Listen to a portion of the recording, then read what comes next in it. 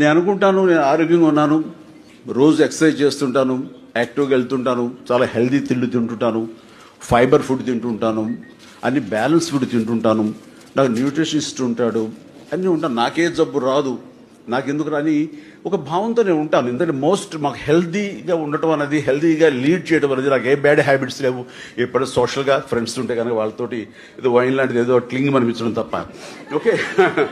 So అలాంటి నాకు smoking కానీ, చూయింగ్ సంబంధించిన ఇవి కానీ, టొబాకోస్ ఇలాంటివి ఏవి లేవు, నాకేం రాదు కదా అని అనుకోవటానికి లేదు. కాబట్టి అలాంటి నేను ఈ మధ్యకాలంలో, ఇది ఇంతవరకు ఎక్కడ బయట చెప్పలేదు, చెప్తున్నాను, ఏజీ హాస్పిటల్లో ఒక సర్టన్ ఏజ్ వచ్చిన తర్వాత 45 అబోవ్ కొలనోస్కోప్ చేయించుకోవాలి. కోలన్ క్యాన్సర్ అనేది చాలా కామన్గా వస్తుంది.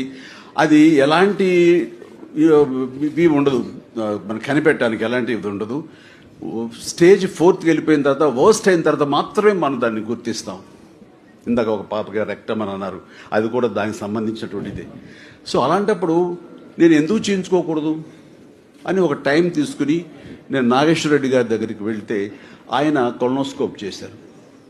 చేసినప్పుడు పాలిప్స్ ఉన్నాయి. ఈ పాలిప్స్ని వదిలేస్తే, ఇప్పుడు అది బినైనే, వదిలేస్తే మ్యాలిగ్నెంట్గా మారిపోయే అవకాశాలు ఉన్నాయి.